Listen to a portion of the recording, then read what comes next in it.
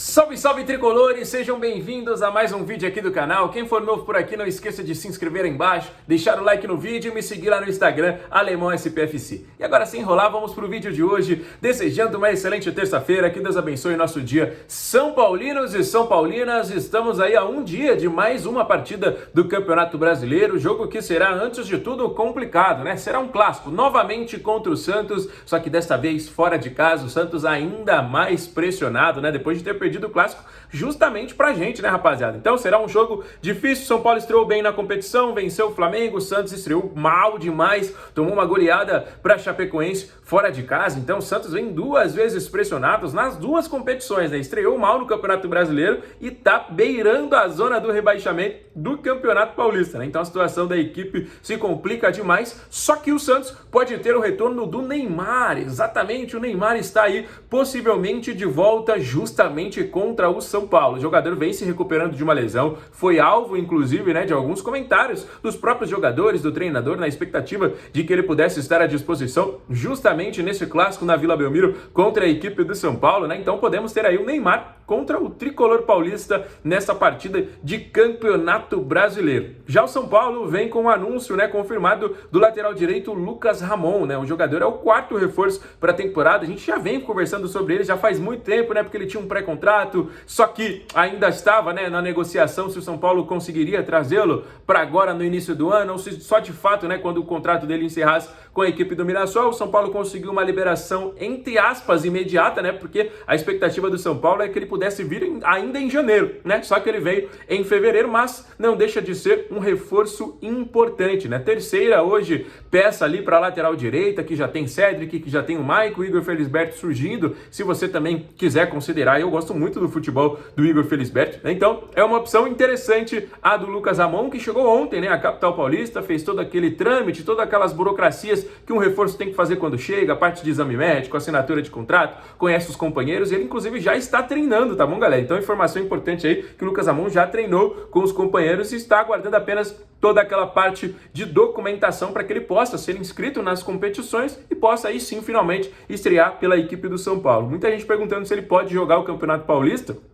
Sim, ele pode, ele não foi inscrito pelo Mirassol na competição, né? Ele estava treinando ali separado, mantendo a sua forma física, esperando, né, apenas a definição para que ele pudesse ser jogador finalmente da equipe do São Paulo. Aconteceu, então ele será inscrito sim no Campeonato Paulista, pode jogar também Campeonato Brasileiro, Copa do Brasil, Sul-Americana, não terá nenhum tipo de restrição em nenhuma das 4 competições que o São Paulo vai jogar nesta temporada. Combinado, rapaziada? Então, Lucas Ramon chegando, né? Vamos trazer outra atualização. O Pablo Maia recebeu uma sondagem, né, da equipe do Besiktas. O Pablo Maia não é o primeiro clube que vem atrás do jogador, né? A gente teve inclusive ele muito próximo do Botafogo no início, né, no final do ano, no início deste ano também, né, em toda aquela negociação. Só que o Botafogo tá meio confusa a situação, o que tá acontecendo por lá, né? O John Textor tá sendo inclusive alvo de investigação e tudo mais. Aí a negociação com nenhum jogador acabou acontecendo, né? O São Paulo tinha interesse em jogadores do Botafogo, como por exemplo o Marlon Freitas,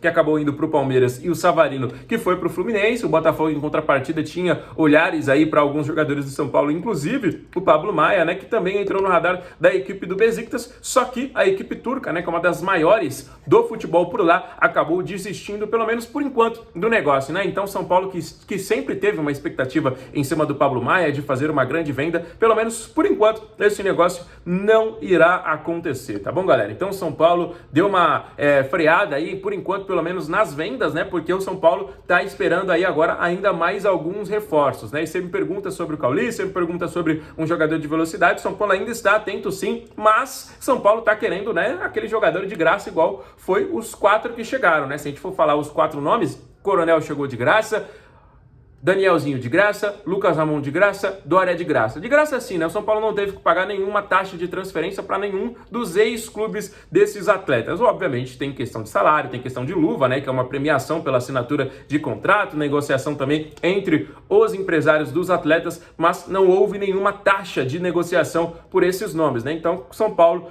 por enquanto, encontrou a dificuldade justamente com isso, né, com a equipe do Bahia, né, que pediu ali 10 milhões de euros, né, pela contratação do Cauli. O São Paulo, obviamente, não vai conseguir fazer esse investimento. O jogador chegou a negociar aí uma possibilidade de rescisão amigável de contrato, que segue acontecendo, né, o jogador não esteve relacionado para os 2 últimos jogos da equipe. O Rogério Ceni, inclusive, falou, né, na sua última entrevista coletiva, a gente comentou aqui para vocês no último vídeo, né, então estamos aguardando, né, o São Paulo estava de olho no Julián Fernandes, ponta, né, argentino, que acabou indo para a equipe do Rosário, né, e o São Paulo agora tentando encontrar aí outros alvos no mercado, tá bom, rapaziada? Vamos trazer algumas atualizações para o jogo de amanhã, né, o São Paulo deve promover algumas alterações, né, o São Paulo que voltou a treinar ontem, né, após a partida de sábado. Os jogadores que estiveram mais tempo em campo fizeram aquele trabalho regenerativo que já é de praxe, né, e os jogadores que não atuaram ou que não jogaram muito fizeram aí sim o treinamento normalmente em campo com a preparação física, né? O São Paulo deve promover aí algumas alterações, obviamente com foco em evitar lesões. Se a gente for pegar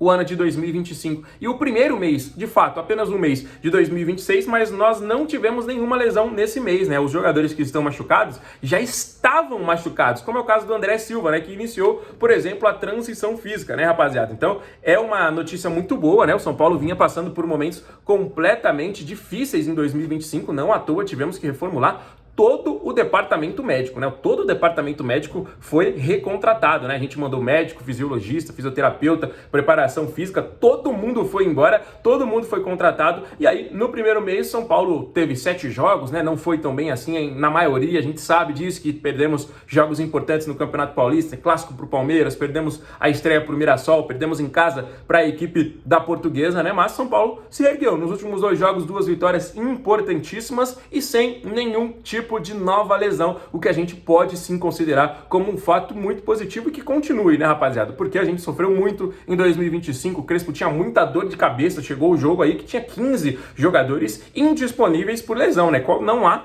plantel que aguente, ainda mais o elenco do São Paulo, que a gente sabe que é limitado, né? A gente não pode comparar o elenco do São Paulo, o plantel aí que tem nas mãos o Crespo, com o elenco que tem o Flamengo, com o elenco que tem o Palmeiras, o Cruzeiro. Eu vejo pouca gente falando, mas o Atlético Mineiro tem um baita de um time, né? Se a gente for pegar nome por nome ali, o Atlético é um bom time, né? O São Paulo tem bons jogadores de fato, mas não chega ao nível desses elencos, né? E aí a gente fala de 15 jogadores, 13, 14 indisponíveis por partida, né? E obviamente a gente fica ainda numa situação ainda mais complicada. E ainda assim o São Paulo conseguiu ficar ali na parte de cima da tabela, surpreendentemente, né? A gente sabe disso, né? Por conta de uma arrancada que a gente teve logo no início do trabalho do Hernan Crespo, mas 2026 já se encerrou janeiro, já fechou janeiro e nós não tivemos nenhum problema, graças a Deus, e que continue assim. Isso já é de fato um bom início de ano. E como a gente falou, o André Silva iniciou esse trabalho de transição física, né? A primeira etapa para o jogador voltar aos gramados. O jogador que teve lesão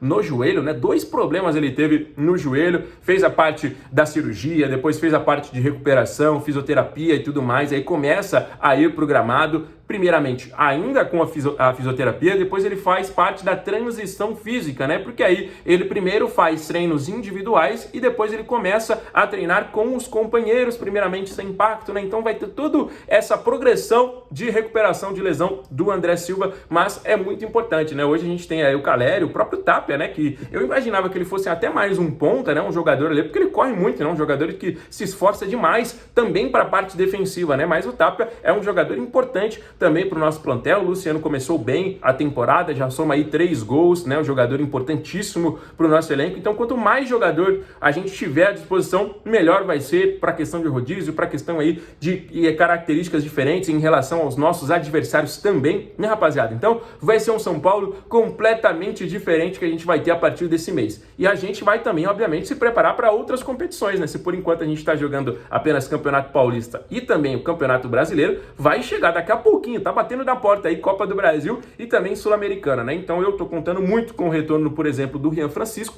né? É um jogador que eu, sinceramente, tenho muita esperança ainda dele, um jogador, assim, de altíssimo nível. Quem acompanhou a base do São Paulo sabe do que eu tô falando, mas é muito legal também ter o retorno aí do André Silva bem próximo, né? Mais um jogador aí pro Hernan Crespo poder utilizar, e aí é a dor de cabeça do treinador, né? Vai ter que achar algum espaço. O Calleri é o titular, o Tapia vem sendo praticamente o 12º jogador, e o André Silva vai ter que buscar o seu espaço, o Rian Francisco vai ter que buscar o seu espaço, o Paulinho, que foi artilheiro da Copinha desse ano também. Então são muitos bons jogadores em busca aí desses minutos com a camisa do São Paulo. Fechou, rapaziada? O vídeo vai se encerrando, mas não esquece de dar aquela moral pra gente. Se você ainda é novo aqui no canal, não esquece de se inscrever aqui embaixo. Todo mundo que nos acompanhou até aqui, deixa o like nesse vídeo e também os comentários sobre todos os assuntos que a gente falou. Fechado? Volto amanhã com muito mais novidades. Fiquem com Deus. Abraço. Valeu!